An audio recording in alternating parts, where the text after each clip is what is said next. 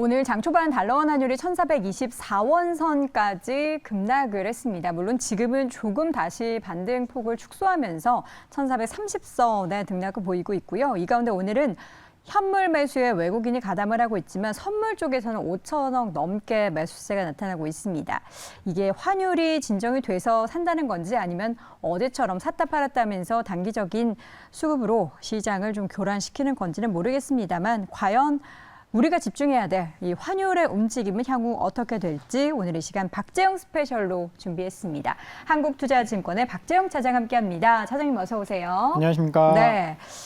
달러원 환율이 뭐 급락이라고 표현해도 될까요? 오늘 좀 많이 빠졌는데 이게 당국의 개입의 영향인 건가요? 약간 그렇게 볼 수 있겠죠. 네. 어저께 이제 우리나라뿐만이 아니라 우리나라도 어제 채권 시장 개입한다. 그런 이야기가 있었고 환율은 뭐 한 2, 3주 전부터 일본도 24년 만에 환율에 개입을 했었고 네. 이제 통화에 직접적으로 개입은 아니지만 영국도 어저께 지금 환율이 이렇게 오르는 이유는 금리 때문이거든요. 금리. 서로 이제 금리 차 때문에 환율이 이렇게 된 겁니다. 네. 발단은 미국이었죠. 네. 미국이 자기네만 살겠다고, 그렇죠. 나 혼자 살겠다고 금리를 백악관이 요긴했죠. 금리를 막 올리면서 금리 차가 벌어지니까 미국만큼 금리를 올릴 수 있는 데가 있을까? 없네. 그럼 미국으로 가야지 하면서 미국으로 돈이 몰리고 달러는 강세고 네. 전 세계 통화가 약세로. 특히 뭐 유럽은 페리티가 깨지고 파운드도 뭐 20 몇 년 만에 가장 낮은 수준이다. 네. 엔화도 20 몇 년 만에 가장 낮은 수준이다. 원화 지금 1,440원이 금융위기 그 이후 뭐 그 수준인 것 그쵸. 같아요. 그럼 여기도 지금 뭐 최저 10 몇 년 만에 가장 낮은 수준이고 네. 우리가 사실 걱정하는 게 외환 위기를 겪은 국가잖아요. 그래서 한국 같은 경우에는 환율에 굉장히 예민하죠. 예민합니다. 한번 예전에 당해봤기 때문에 우리 아버지 세대 때 그 외환 위기로 굉장히 고통을 겪었잖아요. 그때 환율이 2,000원이 넘었었잖아요. 금 모으기 하고 네. 막 이렇게 막. 저 초등학교 때 동네 은행에 금 가지고 갔던 초등학교 기억이 때? 나요. 예. 초등학교 때세요? 많이 어렸죠? 저는 예. 전 고등학교 때. 그래서 굉장히 예민해요. 근데 사실 너무 걱정할 필요 없는 거거든요. 이게 우리만의 문제가 아니고 전 세계적인 문제고 발단이 미국에서 시작됐고 이제 거기에 대한 대응을 지금 미국 빼고 나머지 국가들이 공조를 하다 보니까 어느 정도는 해결될 기미가 조금 보이는 상황이다. 저는 그렇게 보고 있거든요. 네. 뭐 여기서 뭐 환율이 1,700원 간다, 막 그런 전망들이 지금 나오고 있어요. 근데 그건 좀 너무 과도한 것이 아닌가. 우리나라 경제 체력이라든지 외환 보유고라든지 이런 거 감안했을 때는 정말 시스템 위기가 오지 않는 한, 네. 뭐 환율 이렇게 오르고 금리 올라서 기업이 망하고 뭐 이렇게 은행이 도산하고 그런 위기가 오진 않는 한 너무 그 예민하게 반응할 필요는, 그러니까 위험한 거긴 한데 그럴 필요까지는 없다라고 봐야 될 것 같고요. 네. 이제는 인플레이션보다는 이제 금리를 좀 잡는 게, 금리를 잡아야 환율이 잡히는 거거든요. 근데 금리를 잡으려면 인플레이션이 잡혀야 금리가 좀 안정되는 거 아닌가요? 근데 인플레이션은 좀 잡혔다라고, 저는 어느 이제 정도? 지난달부터 인플레이션 좀 잡혔다라고 계속 말씀을 드리고 있는데 네. 지금은 이제 인플레이션 문제가 아닙니다. 어저께 이제 그저께였죠. 그저께 미국에서 주택 지표가 발표가 됐는데 드디어 하락하기 시작했습니다. 꺾였죠. 전월 대비 0.4% 하락했잖아요. 우리가 CPI를 보고 화들짝 놀란 것이 에너지 가격 잡혔는데 CPI는 왜 안 잡혔지? 이 움직임 때문이었거든요. 네. 그런데 CPI 발표하면서 그런 얘기를 했어요. 에너지 가격은 굉장히 많이 떨어졌는데 주변 여건이 다 오르고 있다.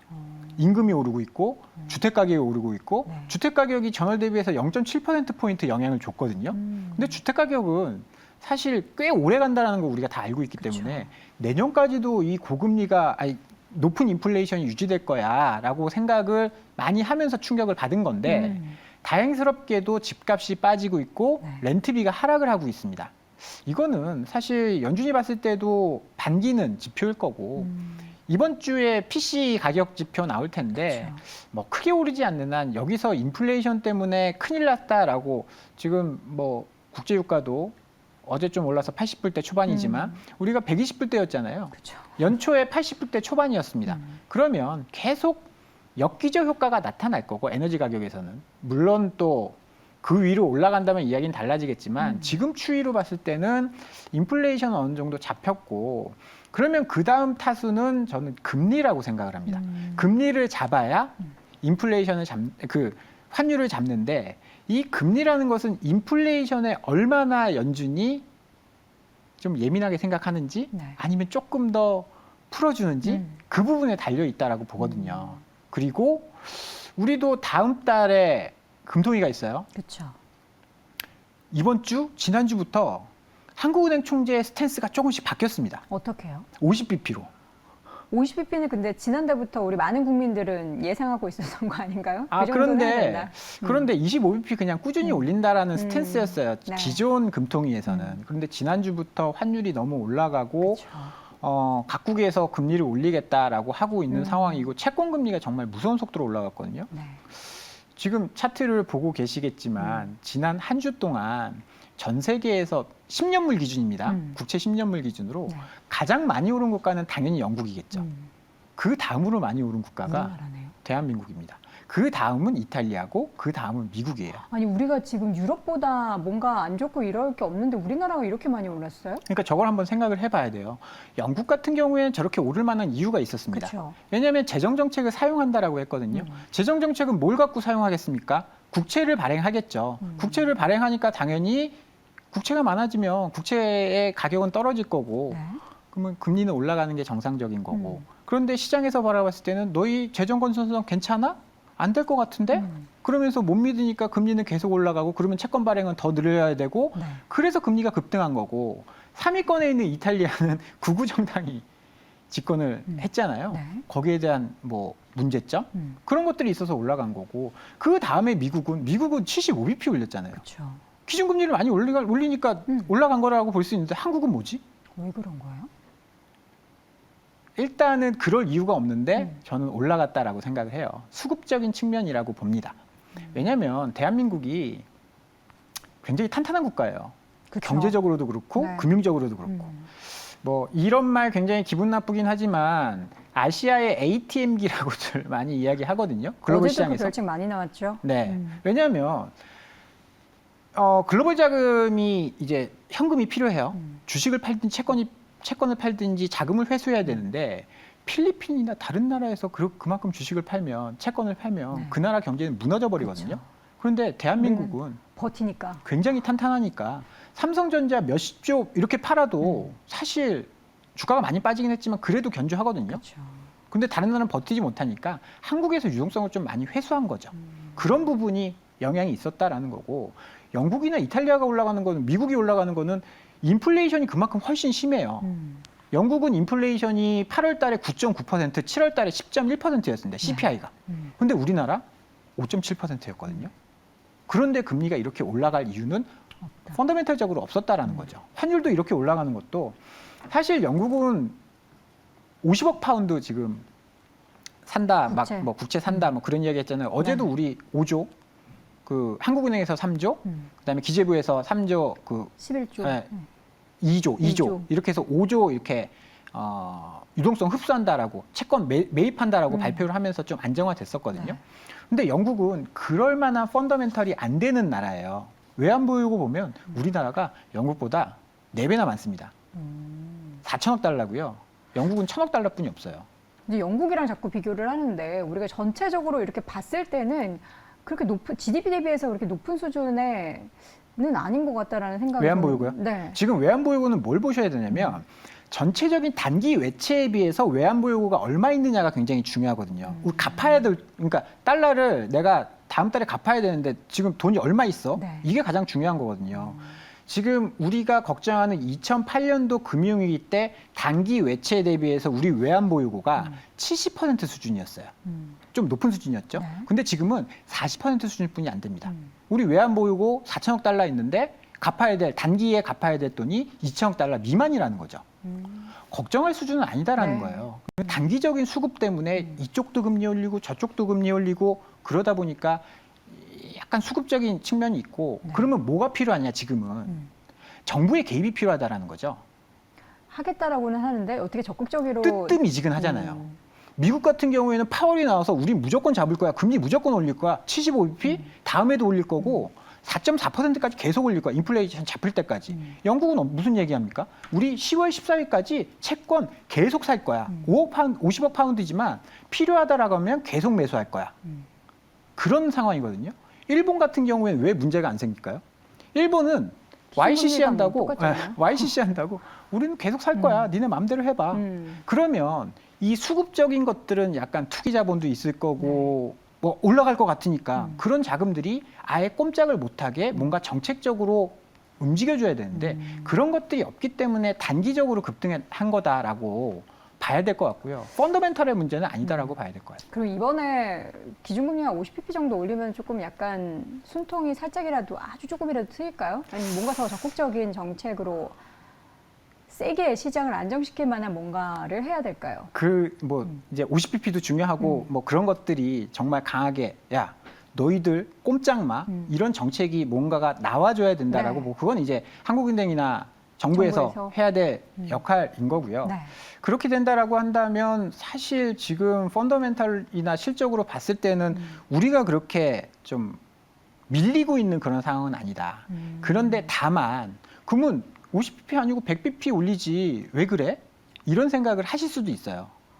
단순하게 생각하면 그렇죠. 그럴 수 있죠. 근데 지금 중요한 거는 그 임계치가 어디냐라는 것이 중요한 거거든요. 네. 인플레이션은 잡혔고 우리가 샤워실에 그 바보라는 표현을 그렇죠. 제가 몇 뜨거운 번 물, 썼잖아요. 찬물. 지금 굉장히 인플레이션이 뜨거운 상태이기 때문에 찬물을 좀 틀고 있는 상황이에요. 네. 찬물을 트는데 어느 정도 틀어야 정말 따뜻한 물이 알맞은? 나올지.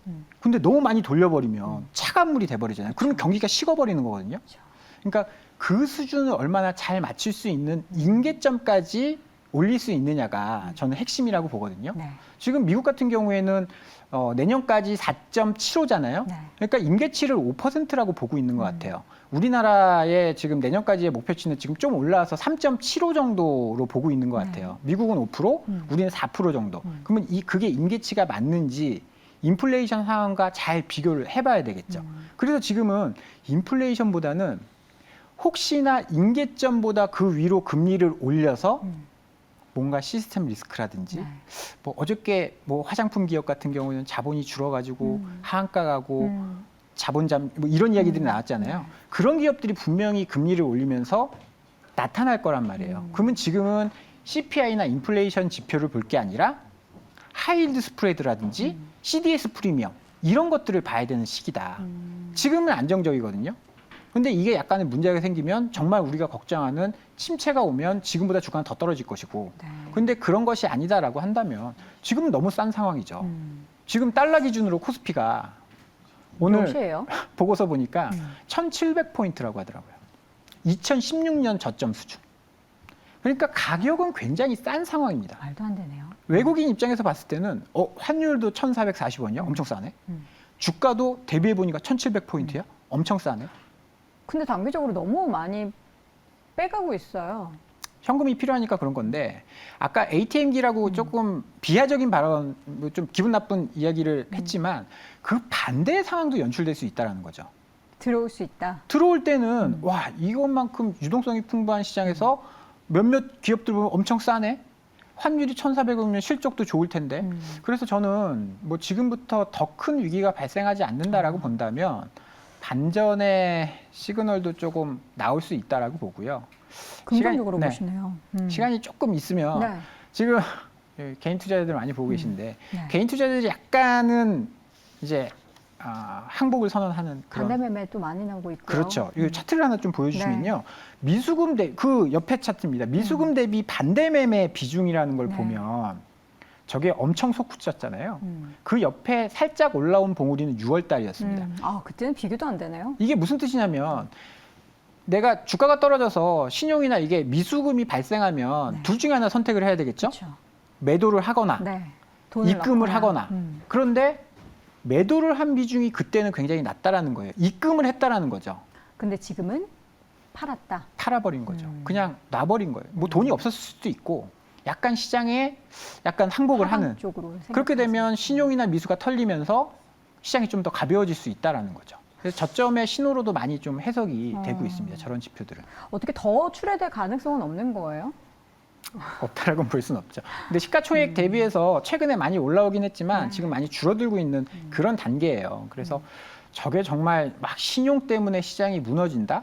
반대 매매 비중이 월요일 날 뭐 한 300억, 400억 정도 돼요. 300억, 400억이 시장을 무너뜨릴까요? 그건 너무 좀 과도한 우려라고 보고요. 네. 시장은 조금씩 가벼워지고 있다. 저는 그렇게 말씀을 좀 드리고 싶습니다. 네, 가벼워진 시장 속에서 우리 시장의 펀더멘털은 강하고 그 가운데 외국인의 수급이 지금 수준에서 다시금 또 정상적으로 들어오게 된다면 앞으로의 시장을 좀 다시 한번 조금이나마 긍정적으로 볼 수 있을 것 같은데요. 우리 박정현 차장님 말씀하신 대로 그러한 큰 그림이 그려지기를 바라봅니다. 지금 이 시간 한국투자증권 박정현 차장 함께했습니다. 고맙습니다. 감사합니다.